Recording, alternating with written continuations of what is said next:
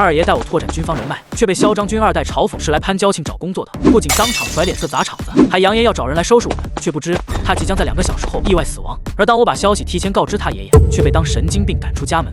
刘文龙现在的处境很危险，具体的我也不好说，您就当我会看面相吧。他走的时候面生黑气，怕是有血光之灾。刘忠汉眉头微微皱起，刚知道儿子可能还活着的时候，他几乎把叶枫当成了再生父母一般。可现在，他心里不由得泛起嘀咕：这小子该不会是在故意蒙我吧？什么看面相，什么血光之灾？刘忠汉可是从死人堆里爬起来的人，他怎么可能信这个玩意？不管您信不信，反正我已经和您说过了，如果您不想失去这个孙子，最好立刻把他喊回来。如果我没记错日期的话，刘文龙的死期就是在今天，而且距离现在不超过2个小时。虽然他的死纯粹只是场意外，但对刘忠汉来说，再多的意外也都是老天的不公。刘忠汉眉头依然皱着，脸上的热情淡了几分。你还是先告诉我家老三在哪吧。您三儿子如今在一座深山中失忆了，具体的位置我也不是很清楚，我唯一知道的就是那片山区的大概位置。如果您想找到他，可能需要派很多专业的人去找。听到这话，本就有所怀疑的刘忠汉此刻陡然生出一股怒火，他深吸一口气，盯着叶枫沉声道：如果不是看在老战友的份上，以我从前的脾气，现在就能一脚把你踹死。哎呀，老刘，消消火，消消火！叶枫，你搞什么鬼？胡说八道什么呢？还不快点道歉！老刘啊，他肯定是认错人了，你别往心里去。老爷，以咱俩的交情，本不该和你说这些难听话，但你口中所谓的优秀后生就是这种货色吗？还是说你和他串通好了，要把我当傻子一样骗？我说老三爬山坠崖，他就说人还在深山里活着；我要说老三是潜水淹死了，他是不是要说被人鱼救哪座岛上去了？信口雌黄，满嘴没一句实话，给我滚出去！刘忠汉说着，便把二爷和叶枫往外推。以后他们俩再来，直接给我拿扫帚打出去！二爷都多少年没被人这样骂过了，当即转头瞪着叶枫：你是不是脑子进水了？没事说的什么鬼话？真是能被你活活气死！连您也不信我吗？他儿子真的没有死，就在那座深山的某处。你如果真能把他儿子找到，我肯定信。可你能找到吗？平白无故就让人信，你看谁像傻子？算了算了，回家！真他娘的！那他孙子呢？真不管了吗？我可先说好，如果不管这事，他孙子今天必死无疑。你还真把自己当活神仙了啊！给我闭嘴，不然我大嘴巴抽你！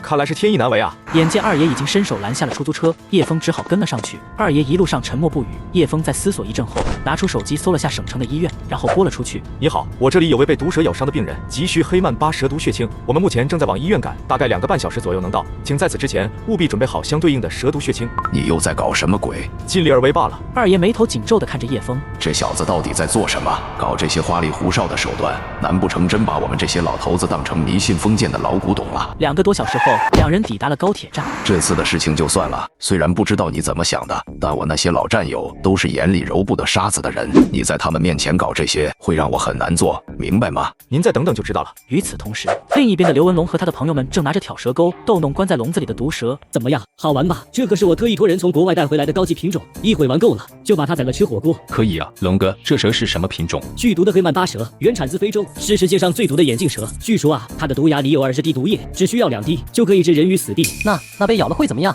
被咬一口，几十分钟内如果不注射相对于的蛇毒血清，必死无疑。怎么了？你怕了啊？哈哈哈，他个锤子！就在这时，也不知道是谁的钩子扯到了蛇笼的挂钩，笼门竟被勾开了。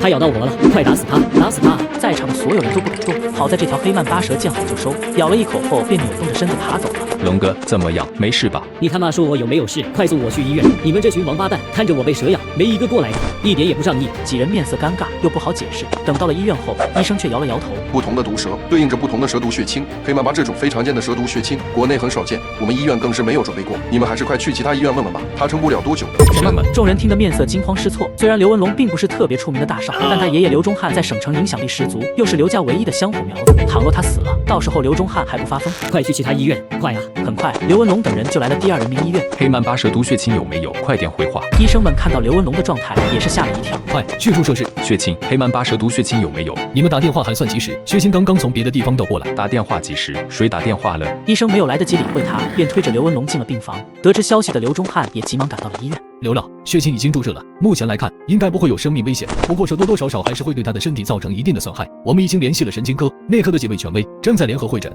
希望能将这种损害降低到最低程度。哪来的毒蛇？是龙哥找人从国外买回来的。我们都劝过他，这玩意太吓人了，可他不听啊。是啊，刘忠汉哪里看不出这些人是在推卸责任，但知晓毒蛇是孙子自己买的，他也不好再找人家发什么火。医生，无论如何一定要治好他，不管花多少钱，找多少人。您放心，我们一定会尽力的。